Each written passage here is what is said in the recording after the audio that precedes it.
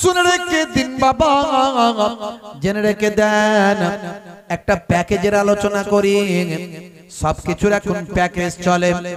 বেড়াতে যাবেন ট্যুরের প্যাকেজ হয়, এমনকি ওমরা হজে যাবেন তারও একটা প্যাকেজ আছে। 1,20,000 টাকার প্যাকেজ। কাবা শরীফ থেকে 200 মিটার দূরে থাকবেন, 5 স্টার হোটেলে ঘুমাবেন, হাই ফাই খাবার বুফেট সিস্টেম খাবেন। ভাই আমার 1,20,000 টাকার প্যাকেজ। 70,000 টাকার প্যাকেজ আছে। কাবা শরীফ থেকে 5 কিলোমিটার দূরে থাকবেন, হেঁটে হেঁটে হজ করতে যাবেন, তওয়াফ করতে যাবেন। যেতে আসতে জুতোর চটি ছিঁড়ে যাবে, ঘামেতে ওয়াকেজ হয়ে যাবেন। 5 ওয়াক্ত নামাজের জায়গায় 1 ওয়াক্ত নামাজ পড়ি আলা হয়ে যাবেন। 70,000 টাকার প্যাকেজ। সবের একটা প্যাকেজ আছে। হসপিটালে অপারেশন করতে যাবেন, হাইফাই ডাক্তার, অমুক ডাক্তার অপারেশন করবেন। হাইফাই একটা রুম আপনার জন্য দেওয়া হবে, সেখানে স্পেশাল ভাবে ট্রিটমেন্ট হবে, তার জন্য এত টাকার প্যাকেজ। আর নরমাল ভাবে 100টা পেশেন্টের সঙ্গে গোডাউনে ঢুকিয়ে দেওয়া হবে, সেখানে ট্রিটমেন্ট চলবে, তার জন্য প্যাকেজ হলো আপনার এত টাকা। হে তরুণ যুবকেরা, আমিও দেখলাম একটা প্যাকেজের ওয়াজ যদি করা যায় খুব সহজে মানুষকে বোঝানো যাবে, তাই 1 ঘন্টার প্যাকেজ একটা আপনাদের দিয়ে যায়। 4 ঘন্টার আলোচনা 1 ঘন্টায় দিয়ে দেব। আলেম ওলামাদের ঘরেও মনোমালিন্য হতে পারে, তারা বলছে আল্লাহর কোরআন রাসূলের হাদিস দিয়ে ফায়সালা করে নেব। জোরে হবে না? হে তরুণ যুবকেরা, হে আমার বন্ধুরা, শুনে রেখে দিন বাবা, জেনে রেখে দেন। আল্লাহর নবী মাঝে মাঝে ঘরটা নিজে হাতে ঝাড়ু দিতেন, নিজে হাতে স্ত্রীর সঙ্গে ছোট ছোট কাজগুলো নবী আমার করতেন। মাঝে মাঝে নবী আমার বাজারে চলে যেতেন। ওয়া ইয়াহমিলু বিজাতিন মিনাস সুক, নবী আমার বাজারটা নিজে হাতে করে কাঁধে করে বহন করে বাড়িতে নিয়ে আসতেন। হে তরুণ যুবকেরা, নবীর তরিকা যদি আপনি মেনে চলেন, দুনিয়াতেও শান্তি পাবেন, আখিরাতে মুক্তি পাবেন। ভাইরা আমার, তরুণ যুবকেরা আমার, এগুলো সব সুন্নত, সুন্নতের সওয়াব আপনি পাবেন। এগুলো সব করলে আপনার ইবাদতটা হবে, স্ত্রীর সঙ্গে প্রেমালাপ করবেন, সুন্নতের সওয়াব পাবেন। পিতামাতার ভাই আমার সেবা করবেন, পিতামাতার খেদমত করবেন, পিতামাতার পায়ের তলায় সন্তানের জান্নাত। পিতামাতার খেদমত করার কথা আল্লাহ কোরআন মাজিদে ঘোষণা করেছেন। হে দুনিয়ার মানুষ, ওয়াসাইনাল ইনসানা বিওয়ালিদাইহি ইহসানা, আমি সারা বিশ্বের পৃথিবীর সমস্ত সন্তান সন্ততিদের প্রতি আমি নির্দেশ করেছি, আমি আল্লাহ নির্দেশ করেছি তারা যেন তাদের পিতামাতার উপকার করে। হে তরুণ যুবকেরা, হে আমার বন্ধুরা, শুনে রেখে দিন বাবা, জেনে রেখে দেন। হে যুবকেরা, পিতার ডাক্তারের ট্রিটমেন্টের প্রয়োজন, তাকে ট্রিটমেন্টের ব্যবস্থা করো। মায়ের ট্রিটমেন্টের প্রয়োজন, ট্রিটমেন্টের ব্যবস্থা করো। মাঝে মাঝে ভালো ভালো খাবার নিয়ে আসে, বাম্মাকে একটু খাওয়াও। আছে না নাই? করে তো নাকি সবাই? কিছু কিছু ঘরে দেখা যায় শ্বশুর শাশুড়ির দিকে বৌমারা লক্ষ্য রাখে না, কথা ঠিক না ভুল? আর বাপ মায়ের দিকে ছেলে ভালো করে দেখে না। বুড়ো বাপ মা নিজেরা এই বয়সে নিজে হাতে পারে না, কিন্তু বাঁচার জন্য নিজেকেই রান্না করে খেতে হচ্ছে। আছে না নাই? তাহলে ওই ছেলে নামাজ পড়লে নামাজ জান্নাতে নিয়ে যেতে পারবে? পৃথিবীর কোন মোল্লা মৌলবী বলে দিক আমি তার গোলামি করব যে হ্যাঁ ওই ছেলে নামাজ পড়লে তাকে নামাজ জান্নাতে নিয়ে যেতে পারবে? অত সহজ নয়। ইসলামটা বুঝতে হবে। নিশ্চয়ই নামাজ পড়লে জান্নাতি হবেন, কিন্তু পিতামাতার খেদমত বাদ দিয়ে নয়।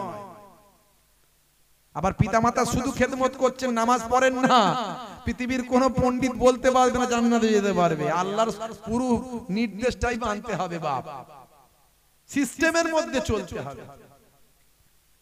ওয়াজ শুনে শুনে এমন ওয়াজ শুনেছে, ওয়াজ শুনে বেহুশ হয়ে গেছে, বুঝতে পারছেন? এমন ওয়াজ শুনেছে, ওয়াজ শুনে বেহুশ। ভাইরা আমার, তরুণ যুবকেরা আমার, এখন একটা ঘরেতে চোর চুরি করে নিয়েছে, বুঝতে পারছেন? গ্রামের দিকে চোর চুরি করে নিয়েছে।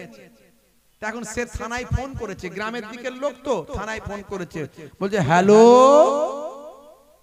হ্যালো। ওই পাশ থেকে অফিসার বলছে হোয়াই, ইংরেজিতে বলেছে কে, হোয়াই কি হয়েছে, হোয়াট কি, কি হয়েছে হোয়াট, ইংরেজিতে বলেছে। এ তখন চিন্তা করছে ও বাবা, ওপার থেকে তো ইংরেজি বলছে, তাহলে তো আমাকেও ইংরেজি বলতে হবে। তখন এই গ্রামের দিকের লোক সহ ভাই আমার এখন 87তে মানুষ কি করবে ওই রকম বলা শুরু করেছে, বলছে কাটিং দা বাঁশের বেড়া, ওপেন দা ডোর, সব লইয়া গেছে চোর। বুঝতে পারছো? হ্যাঁ, ওপার থেকে পুলিশ অফিসার ঘাবড়ে গেছে, মারাত্মক ইংরেজি বলছে, এ তো কোথাকারের ইংরেজি। তখন সে ওপার থেকে বলছে, ওই ফোনের ওই পার থেকে বলছে হোয়াট ইজ দা বাঁশের বেড়া? বাঁশের বেড়াটা কি? হোয়াট ইজ দা বাঁশের বেড়া? তখন এপার থেকে আবার এই ভদ্রলোক বলছে বাঁশের বেড়া ইজ খাড়া খাড়া, তার উপরে পেরেক মারা। বলি সর্বনাশ, মারাত্মক ইংরেজি। বুঝতে পারছো কেমন বুঝেছে? বুঝতে পারছে। এখন ওয়াজ আমরা ওই রকম বুঝলে তো হবে না, সব বিপদ হয়ে যাবে। হে তরুণ যুবকেরা, হে আমার বন্ধুরা, শুনে রেখে দিন বাবা, জেনে রেখে দেন। হে মুসলমান, একটু লক্ষ্য করুন, তাহলে আপনাকে আমাকে এই ছোট ছোট কাজগুলো আপনারা আমার জন্য সুন্নত। ডান দিকে কাত হয়ে ঘুমাবেন, নবী বলেছেন ডান দিকে কাত হয়ে ঘুমাতে, ডান দিকে কাত হয়ে ঘুমাবেন, এটা আপনারা আমার জন্য সুন্নত। বসে পানি পান করবেন, পেটটাকে পরিমিত খাবার খাবেন, পেটে 3 ভাগে ভাগ করবেন, পেটটাকে 3টে ভাগে ভাগ করে একটা ভাগে খাবার, একটা ভাগে পানি, আর একটা ভাগ ফাঁকা রাখবেন। পেটের রোগ আপনার কমে যাবে, পেটের অসুখ কমে যাবে। হয়তো আপনার তক্ষুনি মনে হবে যেন আরো অনেক খেতে পারতাম, কিন্তু না, না, খাবেন না। এইভাবে যদি আপনি চলেন, আপনার পেটের অসুখ কমে যাবে, আপনার শরীর সুস্থ থাকবে, হজমের জন্য উপকার হবে, পেটের মেশিনটা ঠিকঠাক ভাবে কাজ করতে পারবে। হে তরুণ যুবকেরা, পেচ্ছাপ করে পবিত্র হতে হবে, কথা ঠিক না ভুল? আল্লাহর নবী বলেছেন লা ইয়াস্তানজিউ আনিল বাউল ওয়া ইয়ামসি বিন নামিমা। দুটো কারণে বেশিরভাগ কবরের আযাব হয়, তার মধ্যে একটা হলো পেচ্ছাপ করে পবিত্র না হওয়ার কারণে, আর একটা হলো চগলখড়ি করার কারণে। ইসলামের সৌন্দর্য দেখুন। হে তরুণ যুবকেরা, হে আমার বন্ধুরা, হে আমার মুরব্বিয়ানেরা, পেচ্ছাপ করে পবিত্র হতে হবে এবং আপনাকে গীবত শেখায়, চগলখড়ি বন্ধ করতে হবে। আল্লাহর নবী অন্য জায়গায় বলেছেন, তুমি কি তোমার মরা ভাইয়ের গোশত খেতে চাও? কোন ভাই যদি মারা যায়, তার কি গোশত আমরা খাবো? কেউ খাবো না নিশ্চয়। তাহলে তুমি গীবত করো না, চগলখড়ি করো না, চায়ের দোকানে বসে বসে এর তার বিরুদ্ধে সমালোচনা করো না। পারলে নাম করবে, বদনাম করবে না। যদি কারো কোনো উইক পয়েন্ট পাও, তার কাছে গিয়ে কানে কানে তাকে শুধরে দেবে। এটাই হলো নবীর তরিকা। এই যে চগলখড়ি গীবত শিকায়ত করা চলবে না। চগলখড় গীবত শিকায়তকারী চগলখড় কখনো জান্নাতে যেতে পারবে না। হে তরুণ যুবকেরা, আল্লাহর নবী বললেন দুটো কারণে বেশি কবরে আযাব হয়, তার মধ্যে একটা হলো পেচ্ছাপ করে পবিত্র না হওয়া। যারা জিন্সের প্যান্ট 24 ঘন্টা পরে থাকে, ওরা কি পেচ্ছাপ করে পবিত্র হতে পারে? বসে পেচ্ছাপ করতে পারে? হ্যাঁ, ওরা দাঁড়িয়ে দাঁড়িয়ে চালিয়ে দেয়। ট্যাঙ্কের পানি যখন ভর্তি হয়, পাইপ লাইন দাঁড়িয়ে চালিয়ে দেয়, কথা ঠিক না ভুল? ও ডায়ে বায়ে তাকায় না, কে হইল আর কে গেল। আজকালকার পোলা দেখো সঠিক পথে চলে না, পিতামাতা গুরুজনের কথা তারা শোনে না। আজকালকার পোলা দেখো সঠিক পথে চলে না, পিতামাতা গুরুজনের কথা তারা শোনে না। চুলগুলো ছোট ছোট, প্যান্ট শার্ট আটো সাটো, সুজোরা পায়ে দিয়ে, পেছনে ব্যাগ নিয়ে, লাল লাল জুতো পায়ে, চোখে কালো চশমা, দুই চোখ মেলে খোঁজে বেদের মেয়ে জোসনা। গায়ে হাতে ট্যাটু আঁকা, হেঁটে চলে আঁকা বাঁকা, গায়ে হাতে ট্যাটু আঁকা, হেঁটে চলে আঁকা বাঁকা। কাছে গেলে দেখা যায় সুস্থ ছেলে না, কাছে গেলে দেখা যায় সুস্থ ছেলে না। তিরঙ্গার দুর্গন্ধে টেকা যায় না, তিরঙ্গার দুর্গন্ধে টেকা যায় না। আজকালকার পোলা দেখো সঠিক পথে চলে না, পিতামাতা গুরুজনের কথা তারা শোনে না। মুসলমানের ছেলে ভালো চলছে, ধান্দা খাচ্ছে, রজনীগন্ধা আছে না নাই? কারবারে অশান্তি, চালাচ্ছে শান্তি। মন করবে কমল, খাচ্ছে ওরা বিমল। যেখানটা বসবে সেখানটা চষে দিয়ে বেরিয়ে যাবে পুচ পুচ পুচ পুচ। 12 বছর ঘাস জন্মাবে না, 12 বছর ওই জায়গায় ঘাস আর জন্মাবে না। মারাত্মক অবস্থা। মানে এমন তিরঙ্গা গুটকা খায় তারা, দেখলে যা জিভ কোনটা, ঠোঁট কোনটা, দাঁত কোনটা চেনা যায় না ঠিক মতো। এই দুদিকের অবস্থা, এই যে আমরা বলি লাগাম, এই দুদিকের অবস্থা এমন হয় বড় করে হাঁ করতে পারে না, কেটে গিয়ে রক্ত বেরিয়ে যেতে পারে। হুজুর যদি তাকবীর দেয় না তাকবীর আল্লাহু আকবার আস্তে করে বলে, ছোট ছোট করে ভাত খায়, এইটুকু এইটুকু করে নিয়ে ছোট ছোট, মুখটা বড় করে হাঁ করে না, একটু করে খায়। আমি মাঝে মাঝে ভাবি এদের বউগুলো টেকে কি করে।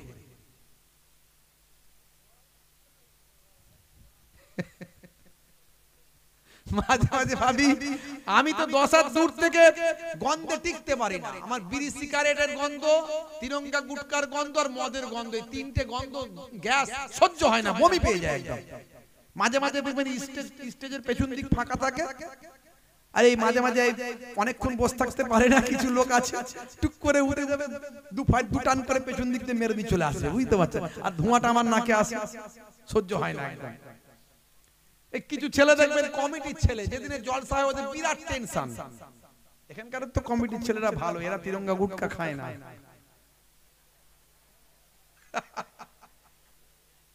বলে হুজুর আসল কথা বলেছেন। হ্যাঁ, ওদের টেনশন বিরাট বেড়ে যায়, অন্যদিন যদি 5টা খায়, যেদিনে জলসা সেদিনে 25টা চালাচ্ছে, বুঝতে পারছেন। আর এই মাঝে মাঝে আমার সঙ্গে মুসাফা করতে আসে, চেবাচ্ছে, পুচপুচ করে ফেলছে, আমি দেখতে পাচ্ছি দূর থেকে, আর মুসাফা করার জন্য আসছে, সর্বনাশ করেছে, এই রে বিপদ সীমা ওভারটেক করবে। আমার কাছে যখন আসছে বুঝে নিয়েছি, ওইখান থেকে আওয়াজ দিচ্ছে হুজুর আসসালামু আলাইকুম, মানে আওয়াজ ঠিকমতো বের করতে পারছে না। আমি যা বাবা ওয়ালাইকুম আসসালাম, ওই পর্যন্তই ব্রেক মার ভাই, আরে ব্রেক মার, কাছে আসিস না। কিন্তু হলে কি হবে, যেখানে বাঘের ভয় সেখানেই সন্ধে হয়, সে তো আমার সঙ্গে মুসাফাও করবে, এবারে সে ভাই আমার সঙ্গে হাতে হাত মিলাবে, মুসাফা করবে, তো বিপদ সীমা ওভারটেক করছে, এবারে কি বিপদে পড়লাম আল্লাহ। মুখটাকে ঘুরিয়ে নিচে, এদিকে হাতটা বাড়িয়ে দিয়েছি, আমি মুখ ওই দিয়ে করবো না, আমার ওই গ্যাস একদম সহ্য হয় না, বুঝতে পারছেন, হাত বাড়িয়ে দিয়েছি। সে হলে কি হবে, মুসাফা করলো, সে তো আমাকে বিপদে ফেলবে। কানের কাছে এসে বলছে হুজুর দুআ করবেন, যেই বলেছে শেষে আমি ভেবেছিলাম কিছু বলবো না, বকবো না, মনে দুঃখ লেগে যাবে, সে বকতেই হলো, বেরো এখান থেকে, সামনে থেকে বেরো যা, সেই বলতেই হলো। ভাইরা আমার, আল্লাহর নবী 1450 বছর আগে বলেছেন কুল্লু মুসকিরিন হারাম, প্রত্যেক নেশা হলো হারাম, নেশা থেকে বাঁচো।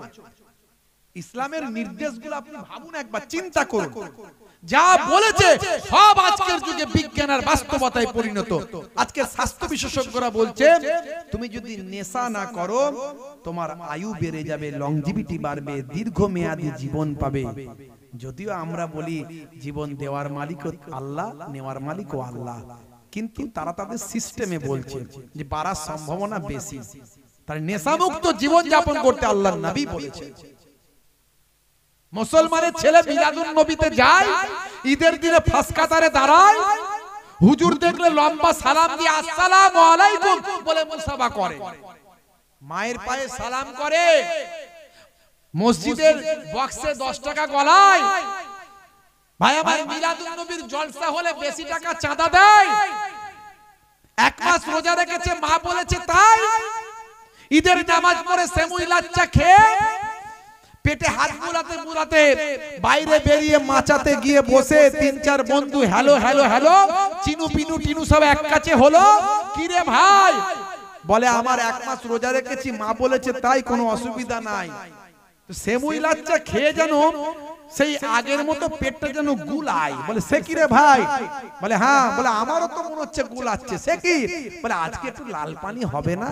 মুসলমানের ছেলে ঈদের নামাজ পড়ে রাত্রি 9টা হলে পালসার গাড়ি নিয়ে মসলন্দপুর বাজারে গিয়ে, গোবরডাঙ্গা মার্কেটে গিয়ে, সুটিয়া মার্কেটে গিয়ে শপের সামনে হাতটা গলিয়ে দিয়ে বলে কাকা একটা লাল পানির বোতল চাই।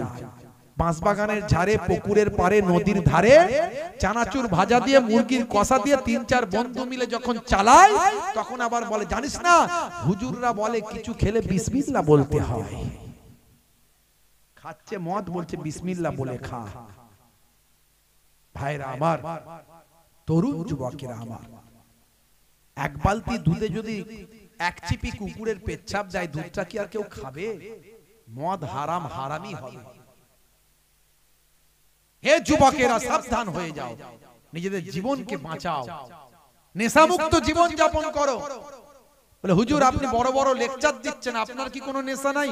কারো মনে প্রশ্ন হতে পারে, ও হুজুররা ওই রকমই রে, হুজুরদের শুধু বলার কর্তব্য, ওয়াজ করে বলে বেরিয়ে যাবে, নিজে করে কিনা জিজ্ঞাসা করে দেখিনি, বলতেই পারে আলহামদুলিল্লাহ আমার কোনো নেশা নাই, এই জন্যই বলতে পারে।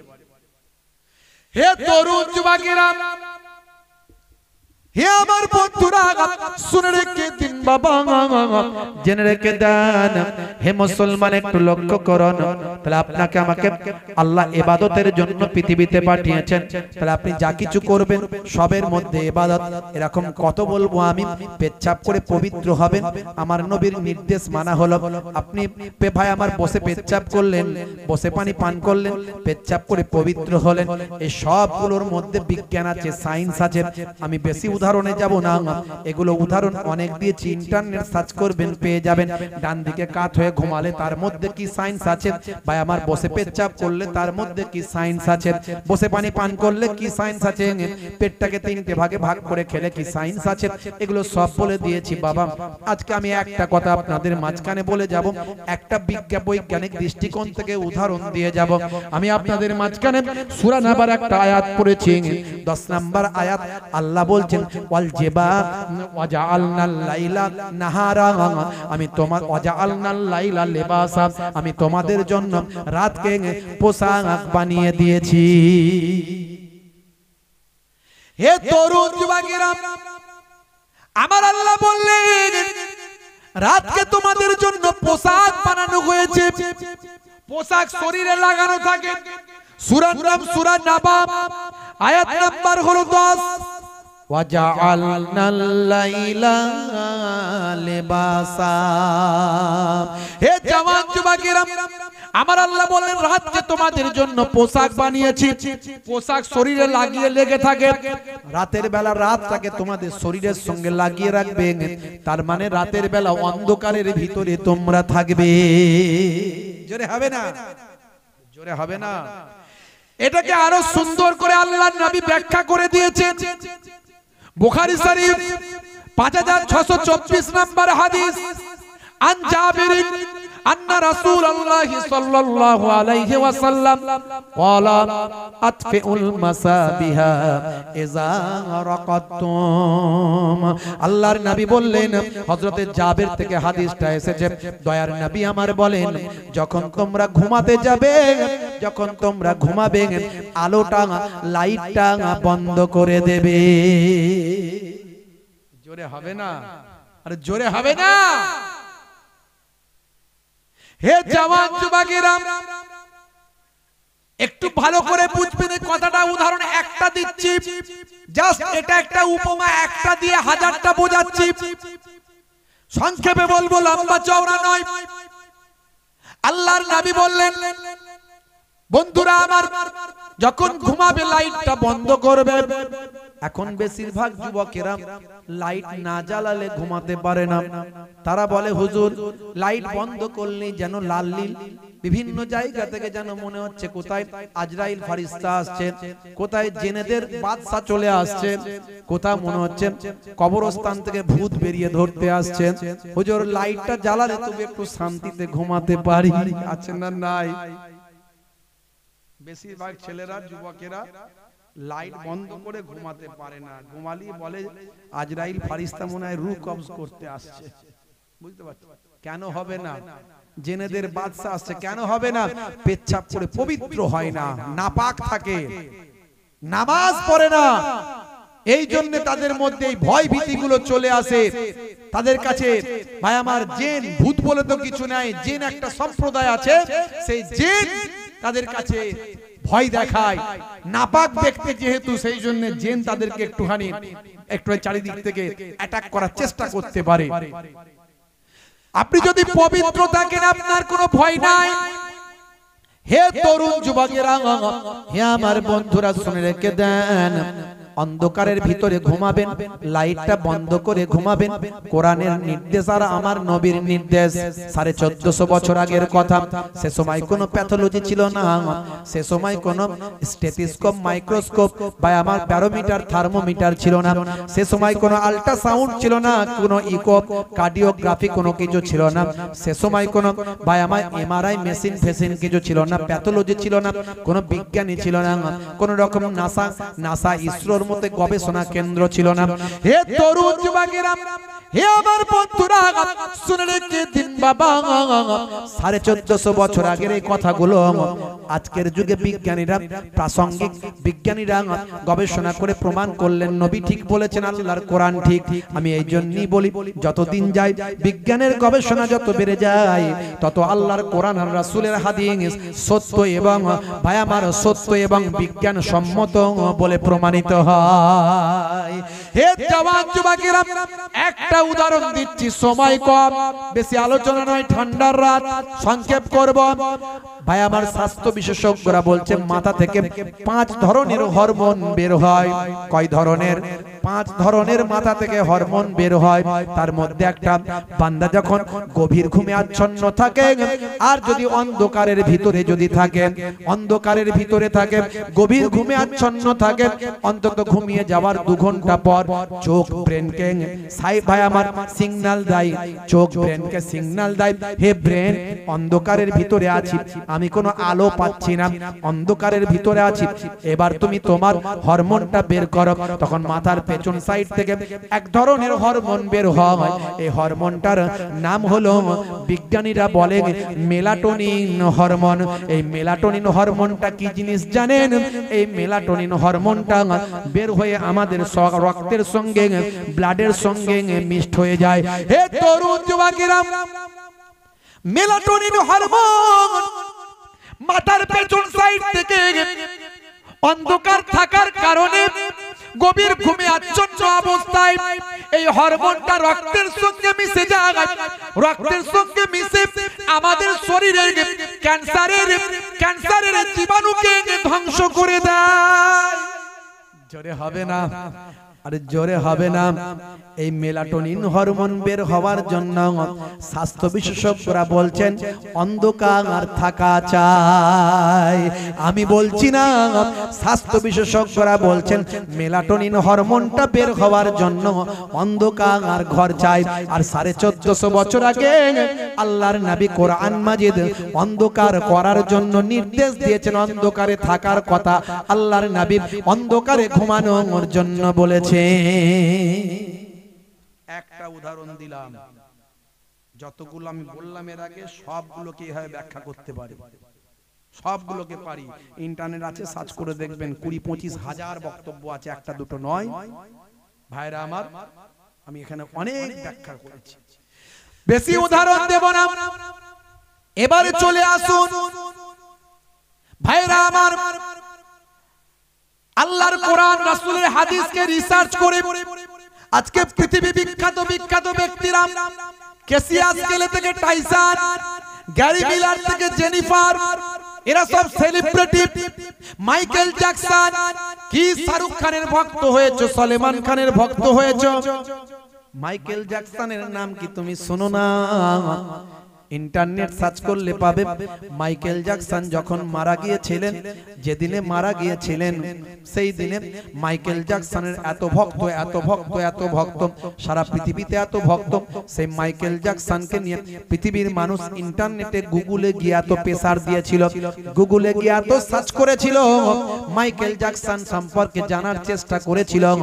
এত বেশি গুগলে গিয়ে মানুষ মাইকেল জ্যাকসনকে নিয়ে খোঁজ খবর বা আমার সার্চ করেছিল যে গুগল 4 ঘন্টার জন্য পৃথিবীর জমিন থেকে হারিয়ে গিয়েছিল, গুগলের সার্ভারটা ডাউন হয়ে গিয়েছিল। 4 ঘন্টার জন্য সারা পৃথিবীতে ওয়ার্ল্ডে আর গুগলের অস্তিত্ব ছিল না। যে ব্যক্তির জন্য 4 ঘন্টা গুগল পৃথিবী থেকে হারিয়ে গিয়েছিল, তার নাম হলো মাইকেল জ্যাকসন। সেই মাইকেল জ্যাকসন, পপ তারকা মাইকেল জ্যাকসন, পৃথিবী বিখ্যাত সেলিব্রিটি, সে মাইকেল জ্যাকসন বুঝতে পেরেছিল আল্লাহর কোরআন সত্য, নবীর হাদিস সত্য। মারা যাওয়ার বেশ কিছু দিন আগে, মারা যাওয়ার বেশ বহুদিন আগে মাইকেল জ্যাকসন আমার নবীর নামে কালেমা পড়ে মিকাইল নাম নিয়ে ঈমান কবুল করেছিল। জোরে হবে না? ইসলামকে জানতে হবে, বুঝতে হবে। কে কি বললো, কে কোথায় লিখে দিল, ও সব নিয়ে কান দিলে চলবে না। কে কি বক্তব্য দিল, কে কটূক্তি করলো, কে নিন্দা করলো, কি মন্দ করলো, সেটা তার রুচি। সে নিকৃষ্ট বলে ইসলামের বিরুদ্ধে তার নিকৃষ্ট বক্তব্য দিচ্ছে। কিন্তু ইসলাম উৎকৃষ্টতা শেখায়, ভদ্রতা শেখায়, নম্রতা শেখায়। ইসলাম পরধর্মে সহিষ্ণুতা শেখায়, অন্য ধর্মের মানুষদেরকে ভালোবাসতে শেখায়। ইসলাম কাউকে ঘৃণা করতে বলেনি। যদি কেউ নামধারী মুসলমান অন্যায় কাজ করে, অপরাধ করে, সেটা সে দোষ করছে, তার জন্য ইসলামের দোষ নয়। ভাইরা আমার, আমরা দেখতে পাচ্ছি বাংলাদেশে কিছু মানুষ তারা সংখ্যালঘুদের উপরে অত্যাচার করছে, নিরাপত্তা দিতে পারছে না। যদিও মিডিয়ায় আরো বেশি বেশি প্রচার হচ্ছে। কিছু তো ঘটছে ভাই, কিছু তো ঘটছে, না হলে মিডিয়া এত প্রচার হবে কেন? কিছু হচ্ছে, হয়নি তা নয়। কিন্তু ইসলাম বলেছিল সংখ্যাগুরুদের দায়িত্ব নিতে হবে, সংখ্যালঘুদের নিরাপত্তা দেওয়া। যারা রাজনীতির জন্য করছে এগুলো, ভালো করে দেখবেন, রাজনীতির জন্য। সামনে তত্ত্বাবধায়ক সরকার ওখানে চলছে, আবার ভোট আছে, সেই ভোটের পরে আবার সরকার পাল্টাবে।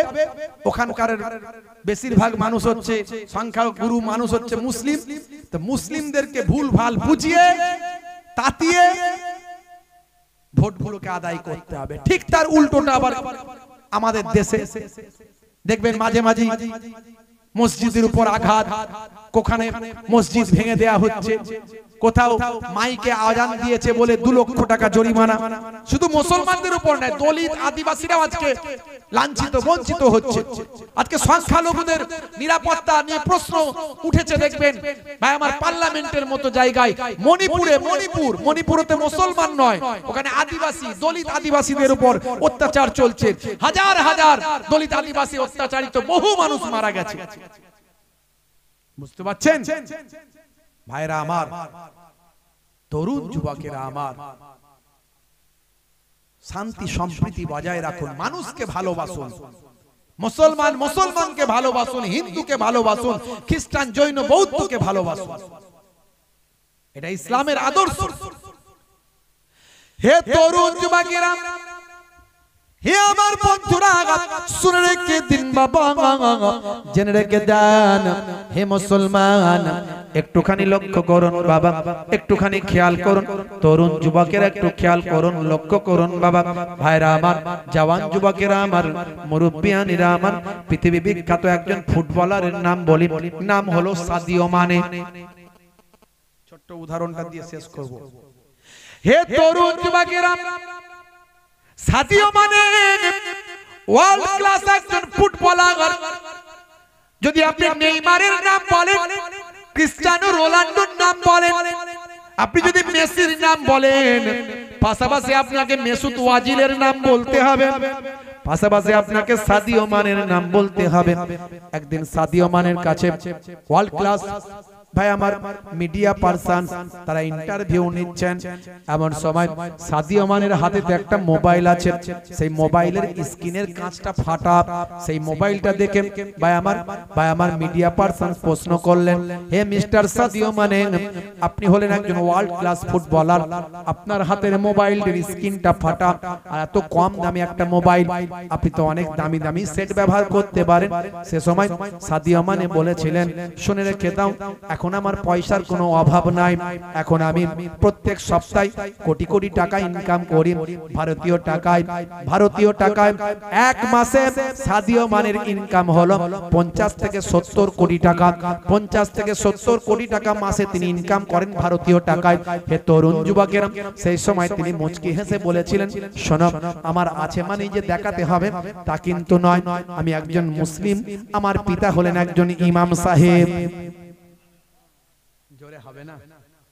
হে তরুণ যুবকেরা, শুনে রেখে দাও, সাদিও মানে ইন্টারন্যাশনাল নিউজ চ্যানেলকে সে সময় বলেছিলেন, শোনো আমার পিতা একজন ইমাম সাহেব, আমি একজন মুসলিম, আমি বিশ্ব নবীর শিষ্য, দয়ার নবীর আদর্শকে ফলো করি, আমি চাইলে কতগুলো অ্যাপেলের সেট কিনতে পারি, আমি চাইলে কতগুলো ফেরারি গাড়ি নিয়ে ঘুরতে পারি, কিন্তু না না না, অতিরঞ্জিত জিনিস ইসলাম পছন্দ করে না। আছে মানে দেখাতে হবে, আছে মানে অহংকারের সঙ্গে ঘুরে বেড়াতে হবে, আছে মানে মানুষকে বুঝিয়ে দিতে হবে, না না, এটা ইসলামের আদর্শ নয়। শুনে রেখে দাও, জেনে রেখে দাও, আল্লাহ আমাকে অনেক টাকা পয়সা সম্পদের মালিক করেছেন, কিন্তু সেগুলো দেখানোর জন্য নয়। আমি সেই টাকা দিয়ে কি করি শোনো, কি করি শোনো। আমি একটা গরিব পরিবারের সন্তান, আমি হলাম আফ্রিকার একটা ছোট্ট গরিব দেশ, নাম হলো সেনেগাল। সেই সেনেগাল আমার দেশ, সেই দেশ গরিব দেশ, যেখানে অনেক মানুষ অনাহারে ওয়ার্দাহারে দিন কাটায়। সেই দেশের সেনেগালের রাজধানী থেকে আরো 400 কিলোমিটার দূরে আমি একটা প্রত্যন্ত গ্রামে বড় হয়েছি, যে গ্রামে ছোট থেকে আমি জুতো পাই না, খালি পায়ে মানুষ হয়েছি।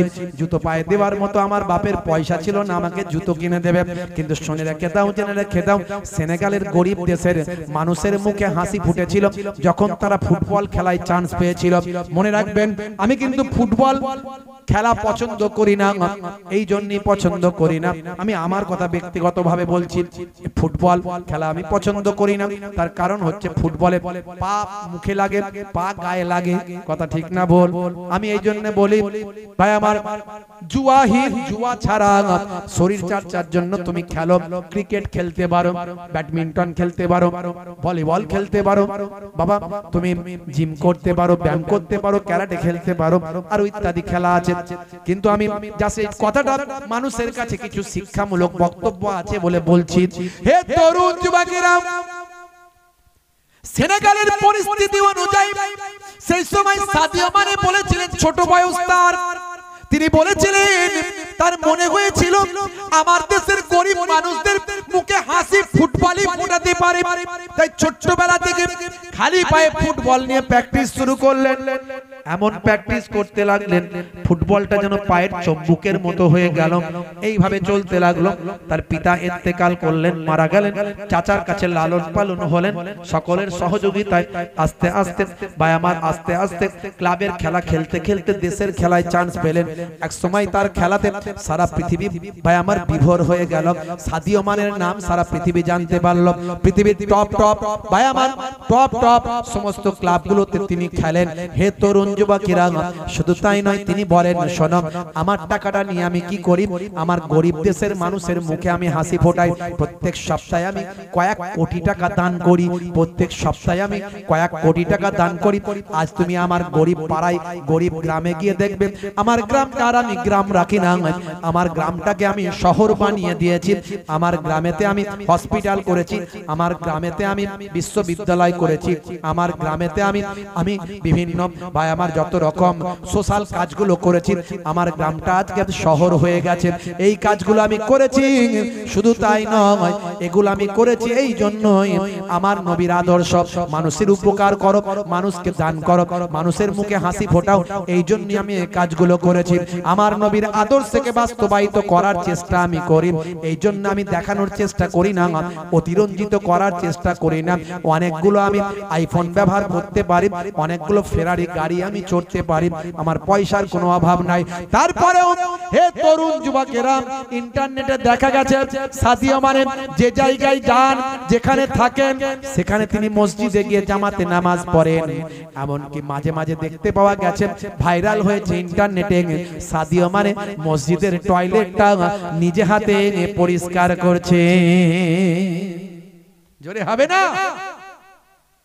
আজকে একজন ফুটবলার আমাদেরকে আদর্শ দেখাচ্ছে, নবীর তরিকা, সাহাবায়ে কেরামদের আখলাক দেখাচ্ছে।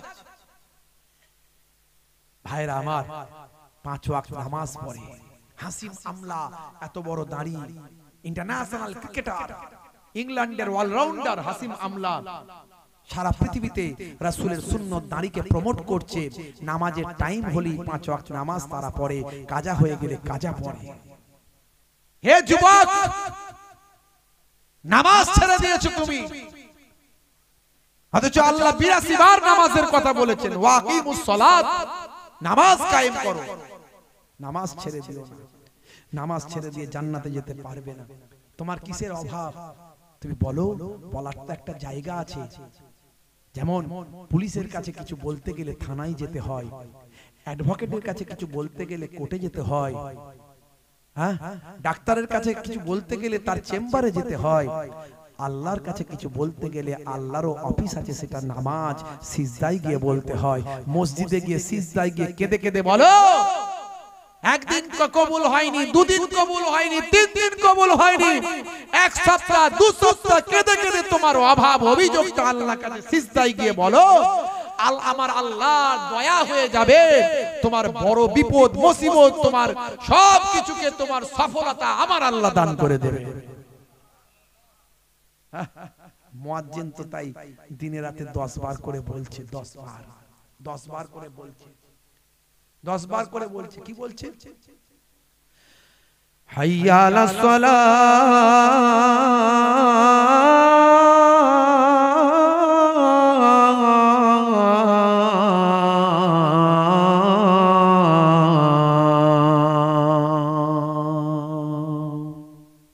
এসো নামাজের দিকে এসো, এসো নামাজের দিকে এসো। এলে কি হবে? মুয়াজ্জিনকে আল্লাহ বলছেন বলে দাও এলে কি হবে। মুয়াজ্জিন আবার বলছে হাইয়া আলাল ফালাহ,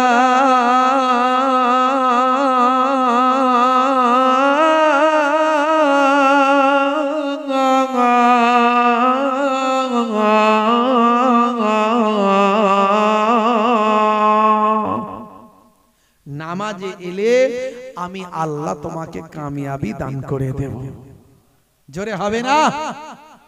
হে তরুণ যুবকেরা, যদি তুমি শিক্ষায় সফলতা পেতে চাও তাহলে নামাজে এসে দাঁড়াও।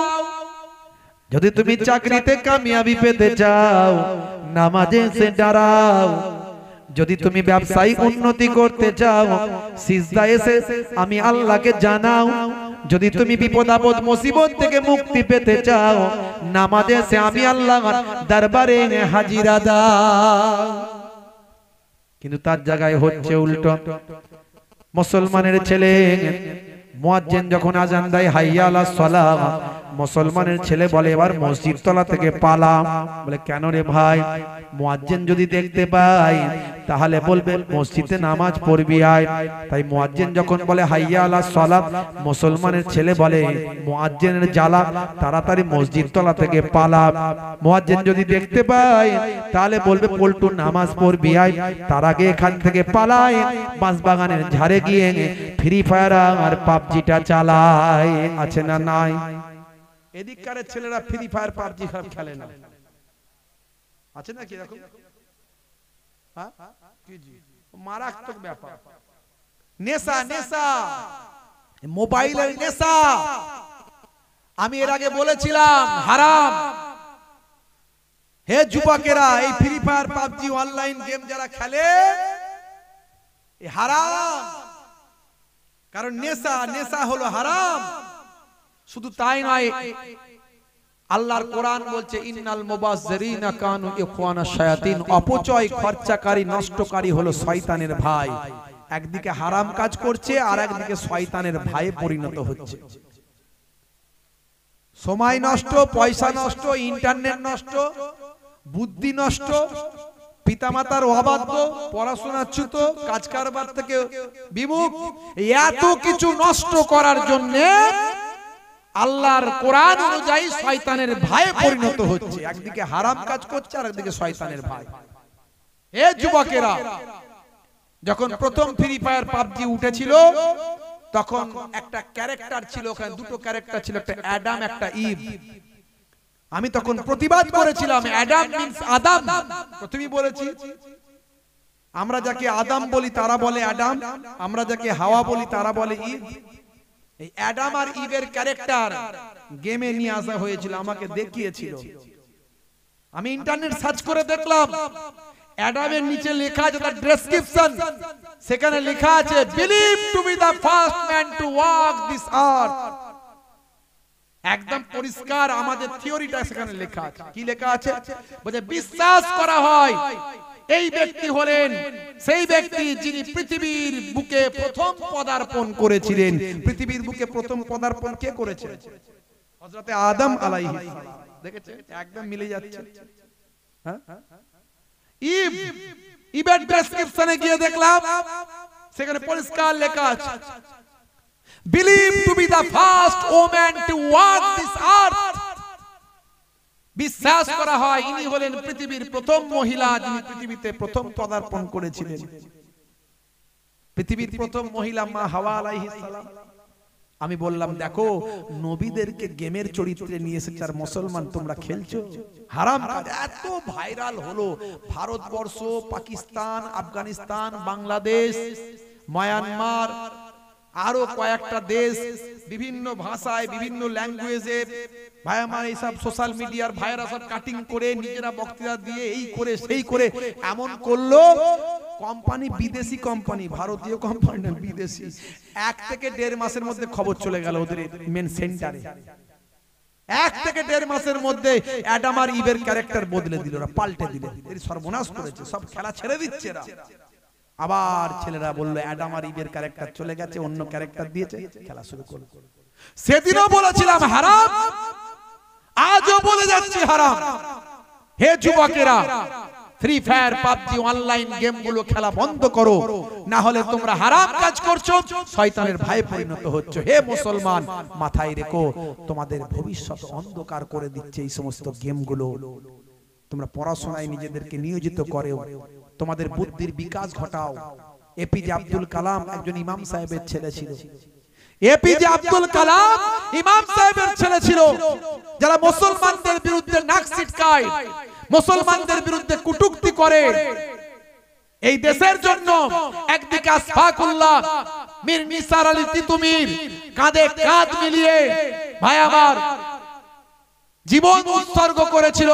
বিনয় বাদল, দীনেশ তাদের সঙ্গে নিজেদের জীবনকে উৎসর্গ করেছিল এই দেশের জন্য।